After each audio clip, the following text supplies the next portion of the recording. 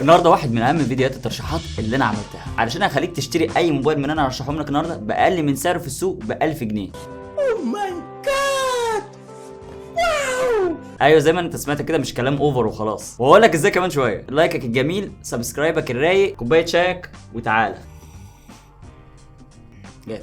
النهارده فيديو ترشيحات شهر يونيو واللي هيكمل معانا ان شاء الله شهر 7، وربنا يستر الاسعار ما تتغيرش وما تتشقلبش في شهر 7. واسمع بقى الحته اللي جايه دي عشان تعرف هتشتري اي موبايل من انا اقول لك عليهم النهارده ازاي باقل من سعره ب 1000 جنيه. تعالى بقى اقول لك على الطريقه اللي خليك بيها تشتري اي موبايل من انا هرشحهم لك النهارده باقل من سعره ب 1000 جنيه، وده عن طريق ابلكيشن وصله. هو ابلكيشن متاح على الاندرويد وعلى ايفون، وفكرته اللي هو بيرجع لك كاش باك، جزء من الفلوس اللي انت بتدفعها لما بتشتري من اي موقع من المواقع اللي انت بتشتري منها بس من خلاله. والابلكيشن مجمع لك كل المواقع البراندات اللي ممكن تحتاجها وممكن تشتري منها، زي امازون، نون، واتش اند ام، ان يور شوز، امريكان ايجل، ديفاكتو، وبرانتو، ومواقع تانية كتير جدا. كل اللي عليك ان انت تحمل التطبيق من اللينك اللي هتلاقيه تحت الفيديو في الوصف، وبعد كده تفتح التطبيق، تختار البراند اللي انت عايز تشتري منه او الموقع اللي انت عايز تشتري منه، تفعل الاوفر او العرض اللي انت محتاج تستغله، وبعد كده تكمل شراء عادي جدا بالطريقه اللي انت معتاد عليها. وتاني يوم على طول هتلاقي الفلوس الكاش باك رجعت لك في محفظتك على وصل. طيب حاليا بقى في اوفرين جامدين جدا لازم نستغلهم. اول اوفر واللي هو ده اللي انا بكلمك عليه واللي هنستغله في الفيديو ده، وهو كاش باك 25% لغايه 1000 جنيه على كل المنتجات الالكترونيه زي موبايلات مثلا. والكلام ده هيكون متاح على امازون وعرب هاردوير وتريد لاين. فانت دلوقتي لو عايز تشتري مثلا موبايل ب 4000 جنيه هتدفع ال 4000 جنيه وهيرجع لك على وصله 1000 جنيه، فكانك شاريه ب 3000 جنيه. ولو شاري موبايل ب 4000 او 5000 هيبقى نفس الكلام، هيرجع لك برده 1000 جنيه من ثمن الموبايل ده. وده اوفر ما يتعوضش. في اوفر تاني اجمل وهو 40% لغايه 400 جنيه على كل براندات الفاشن والتجميل زي اتش اند ام وامريكان ايجل وامازون وديفاكتو وماذر كير وبراند. حمل التطبيق من تحت الفيديو في الوصف واستمتع بالعروض والكاش باك والحق الاوفر جامد ده. عرفنا الطريقه خلاص، ندخل بقى ترشيحات الموبايل. اولا من فئه ال 3000 لل 6000 جنيه، من الاخر 3 موبايلات تفكر فيهم او تبص عليهم. اول موبايل انا بالنسبه لي ارشحه لك هو الاول بتاع الفئه دي من 3000 ل 6000 جنيه، وهو السامسونج اي 13، سواء بالنسخه بتاعته ال 64 جيجا و4 جيجا رام او النسخه ال 128 جيجا و4 جيجا رام. والنسختين بيلعبوا في سعر من 4800 جنيه ل 5200 جنيه. ايه المميز في الموبايل ده؟ اللي هو بيجي بشاشه كبيره 6.6 انش فول اتش دي بلس، ولكن النوع بتاعها مش انضف نوع، بي ال اس تي اف تي مش اي بي اس حتى، بس الشاشه هتقضي الغرض معاك. معالج الاكسينوس 850 هيدي لك تجربه العاب محترمه جدا في الفئه دي، مع بطاريه 5000 ملي امبير، كمان مدخل شحن تايب سي، كمان شحن يعتبر هو مش سريع بس 15 واط ارحم من 10 واط. عندك كمان مايك ثانوي لعزل الضوضاء ودي مش هتلاقيها كتير قوي في الفئه دي. عندك كمان بصمه، عندك 4 كاميرات في الظهر اساسيه 50 ميجا بكسل واللي هتطلع لك صور محترمه جدا، فتح العدسه 1.8، ده غير الكاميرا الوايد والكاميرا الماكرو، وكمان الكاميرا اللي هي بتاع العزل. الكاميرا السيلفي 8 ميجا بكسل، اداء ممكن ما يكونش احسن حاجه في الاضاءه ضعيفه بس هتطلع لك صور جامده جدا الصور. طبعا واحد دلوقتي يقول لي ليه مش سامسونج اي 14؟ عشان هما الاثنين واجهين لعمله واحده، هما الاثنين بنفس المواصفات بنفس كل حاجه. الفرق ما بينهم ان الاي 14 اغلى من الاي 13 بحبه حلوين. وليه يا ابن عمي؟ طب ما انا خليني في الاي 13 ما زي الفل بنفس المواصفات وهيبقى ارخص. المهم مش عاجبك الاي 13،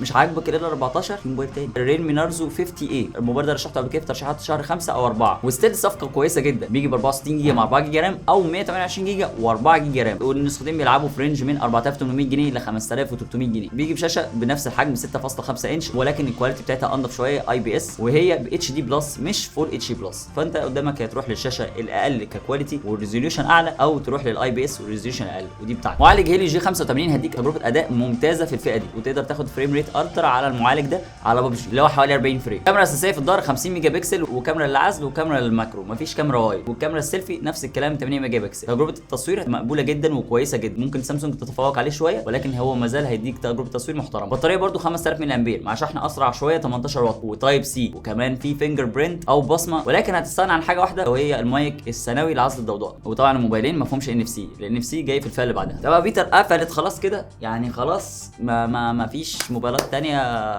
في الفئه دي. ممكن تبص على موبايل تاني بتصميم احدث شويه او يعني او حاجه احدث شويه ونزلت مؤخرا، وهو الريلمي سي 35. الموبايل ده يعتبر تحديث او ابجريد للريلمي نارزو 50 اي ده من وجهه نظري. جايب شاشه اعلى فول اتش دي بلس واي بي اس، جايب معالج يونيسوك تي 616، ده معالج برده كويس هيديك تجربه العاب كويسه مش ضعيفه خالص. طبعا هتقل شويه عن الجي 85 بس مش بفرق كبير. معاك بطاريه 5000 ملي امبير وبرده شحن سريع 18 واط، البصمه موجوده كمان مع زرار الباور في جنب الموبايل، وهتلاقي منه نسخه 128 جيجا و4 جيجا رام بسعر 5400 5500، ونفس الكاميرات تقريبا ونفس تجربه الكاميرات اللي هتاخدها، لكن مع تصميم احسن شويه او احدث شويه من الريلمي نارزو 50. طيب يا بيتر بقى، هي بقى خلاص قفلت معايا وفي فئه ال 5000 جنيه دي انا عايز موبايل بيديني ريفريش ريت في الشاشه 90 هرتز. هي خلاص قفلت، مش هشتري موبايل اللي ب 90 هرتز. والله في ناس ممكن تقفل معاها على الموضوع الموضوع ده. انت حقك تطلب وانا اقول لك ايه اللي ممكن تشتريه. اوبشن كده ممكن تبص عليه، موبايل ب 5000 جنيه، طبعا مع الاوفر هيبقى 4000 جنيه، وهو النوكيا جي 21. ممكن يكون ما سمعناش عنه كتير بما ان نوكيا الفتره اللي فاتت غايبه شويتين 3 4. بيجي بشاشه بحجم 6.5 انش اتش دي بلس و90 هرتز. يلا يا عم. معالج يونيسوك تي 606 هيديك تجربه اداء مقبوله جدا في السعر. 128 جيجا و4 جيجا رام، بطاريه 5000 ملي امبير، وبرده 18 واط شحن سريع هتلاقيه مع الموبايل في العلبه، او اللي هو شحن مقبول، بلاش سريع دي عشان 18 واط دي مش سريع اصلا. برده في بصمه بجنب الموبايل، هتلاقي نفس الكاميرات ال 50 ميجا بكسل في الفئه دي تقريبا هي مسيطره، مع فتحه عدسه 1.8 دي الاساسيه دايما هتلاقي في الفئه دي كلها، ومع السيلفي 8 ميجا بكسل، هو نفس الارقام تقريبا. وطبعا النتائج بتختلف على حسب معالجه السوفت وير، واللي من وجهه نظري افضل معالجه سوفت وير بالنسبه لي هي سامسونج، يا ليها ريلمي يا ليها نوكيا. برده ما فيهوش المايك الثانوي لعزل الضوضاء. خلصنا من هذه الفئه من 3000 ل 5000، ندخل على الفئه اللي بعدها من 6000 ل 8000. من حوالي شهر كان ايه 23 تقريبا من الموبايلات المسيطره على الفئه دي، ولكن سامسونج حدثوه وطوروه ونزلوا لنا الاي 24. سامسونج اي 24 هو تقريبا اللي هيسيطر على الفئه دي، وده لاسباب كتيره وعد معايا. شاشه بحجم 6.5 انش، سوبر امول، فول اتش دي بلس و90 هرتز، شاشه ولا اروع، كواليتي، بريفريش ريت عالي، بريزوليوشن عالي، شاشه سامسونج يعني مفيش كلام بعد كده. عندك 3 اختيارات من المساحه والرام، 128 جيجا و4، 128 جيجا و6، 128 جيجا و8، والاسعار بتبتدي من 6600 لغايه 8200 جنيه لاعلى نسخه اللي هي 128 جيجا و8 جيجا رام. انت طبعا انت وميزانيتك وتشوف ايه اللي هتقدر تدفعه، وطبعا هتستفيد بالعرض وتاخد الكاش باك ال 1000 جنيه وزي ما انت فاهم. معالج قوي هيليو جي 99 اقوى واحدث من معالج السناب دراجون 680 اللي موجود في الاي 23 اللي هاجي لك ليه كمان شويه، بس هقول لك ليه ممكن تشتريه وممكن تفكر فيه. عندك 3 كاميرات خلفيه، الكاميرا الاساسيه 50 ميجا بكسل فتحه عدسه 1.8 مع مثبت بصري او اي اس، وكاميرا وايد 5 ميجا بكسل، وعندك الكاميرا السيلفي 13 ميجا بكسل. عندك مايك ثانوي لعزل الضوضاء، عندك كمان خاصيه الان اف سي، وعندك كمان مستشعر البصمه موجود في جنب الموبايل مع زرار باور، وبطاريه 5000 ملي امبير تدعم الشحن 25 واط، ولكن هتضطر تشتريه عشان العلبه ما فيهاش شاحن. ده يمكن من الموبايلات اللي منزلها سامسونج السنه دي في الفئه دي من غير شاحن. طب يا بيتر بقى انا مش عايز بقى وجع الدماغ ده واشتري موبايل من غير شاحن ومفيش كفر في العلبه، مفيش سكرينه في العلبه، هو مفيش حاجه في العلبه، انا هطلع الموبايل هضطر ادوره على شويه اكسسوارات كده. انا ماليش في اللف ده، قول لي على حاجه تانية وفر عليا الحوار ده كله، ويا عم مش مشكله للشاشه السوبر اموليد، وكمان هنوفر شويه في السعر. عندك اختيارين، واحد منهم من سامسونج وواحد منهم من ريلمي. لو انت معاك 6000 بالظبط هي خلاص قفلت معاك على 6000، يبقى ممكن تنزل بقى للاصدار اللي قبله اللي هو سامسونج اي 23. ايه الحاجات اللي ممكن تخسرها في الاي 23 مش موجوده في الاي 24؟ هقول لك. مبدئيا هي الشاشه هتبقى فول اتش دي بلس ولكن اي بي اس مش سوبر اموليد، ولكن 90 هرتز برضه، فاول حاجه نوع الشاشه هيبقى مختلف. تاني حاجه نوع المعالج مختلف. في الاي 23 معالج سناب دراجون 680، معالج كويس هيديك تجربه اداء استخدام يومي كويسه، ولكن في الالعاب مش هيديك اعلى اعدادات او مش اعلى فريم ريت، وده يمكن من اكبر الفروقات اللي ممكن تحس بيها لو انت واحد بتلعب جيمز شويه. هتلاقي مساحته 128 جيجا و4 جيجا رام في فئه 6000، وممكن تلاقي منه نسخه اعلى بس هتزود في الفلوس شويه. بطاريه 5000 ملي امبير، وبيدعم الشحن السريع 25 واط، شاحن جاي مع الموبايل في العلبه ولكن تقريبا 15 واط. هتلاقي مايك ثانوي عزل الضوضاء، هتلاقي ان اف سي، هتلاقي فينجر برينت او بصمه موجوده في جنب الموبايل، تقريبا نفس المواصفات تقريبا ونفس الكاميرات ونفس كل حاجه. كاميرا سيلفي بس اللي هتقل شويه، بدل 13 ميجا بكسل في الاي 24 هتبقى 8 ميجا بكسل في الاي 23. طب يا عم بقى فكني من سامسونج ده، شوف لي حاجه ثانيه. الاختيار الثاني من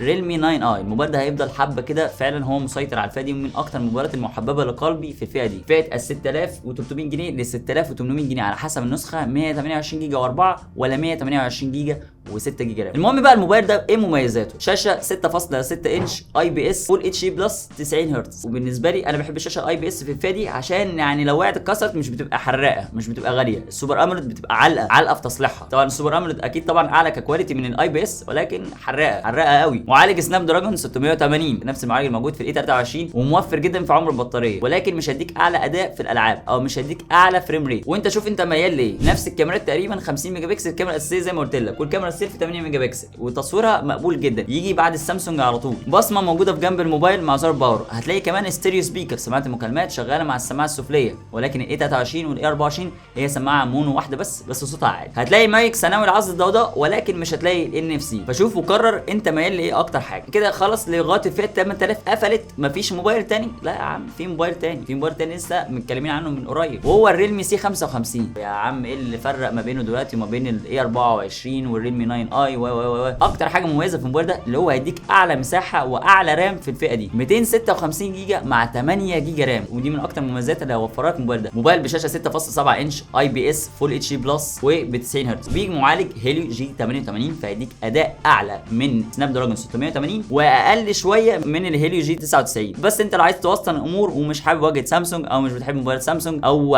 مش عايز تجيب الاي 24 وتلف على الاكسسوارات بتاعته، ده موبايل هتلاقي الاكسسوارات بتاعته كلها جوه العلبه، من شاحن سريع 33 واط لسكرينه لكفر، صفقه ممتازه جدا بصراحه. في حاجه هتخسرها معاه؟ من رايي مفيش حاجه تخسرها معاه. في ان اف سي، ويمكن انا قلت في المراجعه ان مفيش ان اف سي عشان النسخه اللي كانت جايه لي النسخه بتاعت مصر، ولكن النسخه اللي موجوده في السوق كلها وارد من الخارج، فالنسخه اللي وارد من الخارج فيها ان اف سي. عندك كمان مستشعر تقارب حقيقي او بروكسيميتي سنسور بتاع مكالمات موجود حقيقي هاردوير، مش هتلاقيه في موبايلين بتاع سامسونج الاي 24 والاي 23. هتلاقي كاميرا خلفيه 64 ميجا بكسل وكاميرا سيلفي 8 ميجا بكسل، ويمكن ممكن اسيب لك رابط المراجعه بتاعت الموبايل ده، كان مديني تجربه تصوير ممتازه جدا. واحد من الاختيارات اللي ممكن تقفل بيهم الفئه دي، ومجمع لك المحاسن بتاع الاي 24 والمحاسن بتاع السوفت وير ريلمي، فانت ممكن تبص عليه كده، واللي هو مساحه كبيره و8 جيجا رام، والجو ده مش عاجبك عندك اوبشنات ثانيه. نطلع بقى من 8000 ل 10000 جنيه. اول موبايل هيقابلك في الفئه دي، ويمكن هو التحسين بتاع الريلمي سي 55 وهو الريلمي 10. ليه هو بقى التحسين بتاع الريلمي سي 55؟ اولا شاشه سوبر اموليد فول اتش دي بلس و90 هرتز. الموبايل ده بسعره بيبتدي من 8400 جنيه لغايه 9000 جنيه او 9200 جنيه، ده السعر اللي احنا هنشتري بيه، بس طبعا احنا هنوفر 1000 جنيه لما نستخدم الطريقه اللي قلت لك عليها، مش محتاج افكرك كل شويه. معالج هيليو جي 99 ده نفس المعالج اللي موجود في الاي 24، عشان انت لو عايز نفس المعالج ده وعايز نفس الشاشه السوبر اموليد ولكن مش عايز سامسونج، ممكن تعلى في السعر شويه وتروح للريلمي 10. مساحه داخليه 128 جيجا و8 جيجا رام او 256 جيجا و8 جيجا رام، فمساحه كبيره ورام عالي، فتجربه اداء محترمه. بطاريه 5000 ملي امبير وشاحن 33 واط وموجود جوه الموبايل في العلبه، كفرك في العلبه، سكرينتك في العلبه، كل حاجه جوه العلبه. بروكسيميتي سنسور فعلي زي السي 55، هتلاقي بصمه كمان في جنب الموبايل. الحاجه الوحيده اللي ممكن تخسرها مع الموبايل ده ان هو المفروض ما فيهوش ان اف سي. انت بص انا طلعت بقى لل 8000 و 9000 جنيه، انا بص عايز حته كده 5 جي، لما ان شاء الله الشركات في مصر تحن علينا وتدخل ال 5 جي ابقى انا خلاص انا ضامن نفسي ان انا معايا موبايل مش هجدد تاني. سامسونج ام 33 5 جي، الموبايل ده سعره 9000 جنيه وهو عليك بالاوفر او الكاش باك ب 8000 جنيه. الموبايل ده بيجي بشاشه ب 6.6 انش تي اف تي ال سي دي، يعني مش اي بي اس، فول اتش دي بلس و120 هرتز، ومساحه داخليه 128 جيجا و8 جيجا رام، وبيجي بكاميرات محترمه 50 ميجا بكسل كاميرا اساسيه، وتلاقي الكاميرا الوايد 5 ميجا بكسل وكاميرا سيلفي 8 ميجا بكسل. تجربه التصوير هتبقى كويسه، بيصور كمان فيديوهات 4K. البطاريه 5000 ملي امبير وشحن سريع 25 واط، ولكن هتشتري الموبايل ما فيهوش شاحن في العلبه. البروكسيميتي سنسور للاسف هيبقى سوفت وير مش هارد وير، هتلاقي عندك الان اف سي موجوده، هتلاقي البصمه موجوده والكلام ده. وطبعا المعالج اللي هديك بقى اداء محترم هو الاكسينوس 1280. المعالج ده قوي ويديك تجربه اداء محترمه واداء مستقر جدا. ولغايه بقى من 9000 ل 10000 بصراحه انا ما شفتش اي موبايل تاني عليه العين والليل كده عشان ارشحه لك واقول لك ان ده احسن من الموبايلات اللي انا قلت لك عليها دي. ده من وجهه نظري. طبعا انت لو في حاجه قدامك انت شايفها وحاسس ان هي كويسه وممكن تكون عدت مني، شاركني برايك تحت الفيديو في الكومنتات وقول لي الموبايل ده انت عدى منك، ومفيش مشكله نستفيد كلنا مع بعض. ويمكن الناس بتقرا كمان الكومنتات وهي بتتفرج على الفيديو، قولوا للناس او شاركوا بعض وفيدوا بعض وهي الناس بتتفرج كده تقرا الكومنتات. طبعا تسيب لي كومنت بالتجربه بتاعتك كده يا معلم. كنت خلصت، ما تنساش تستخدم الاوفر اللي انا قلت لك عليه، تنزل ابلكيشن واصله هيفيدك جدا. الاوفرات اللي انا قلت لك عليها دي وقت محدود، الحق استخدمها واستفيد منها. وكده انا اكون خلصت، اشوفك على خير الفيديو اللي جاي. سلام.